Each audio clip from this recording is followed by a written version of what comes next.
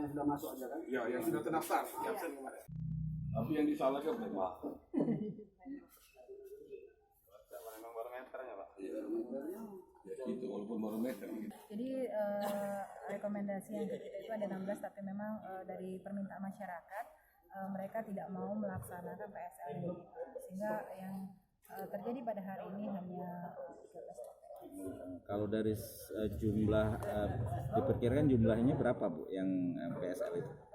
PSL ini sebenarnya tidak terlalu banyak ya. Rata-rata di TPS itu ada sekitar, kalau ada yang cuma 7 pemilih, ada yang cuma 4 pemilih, itu cukup bervariasi, tapi rata-rata tidak terlalu banyak.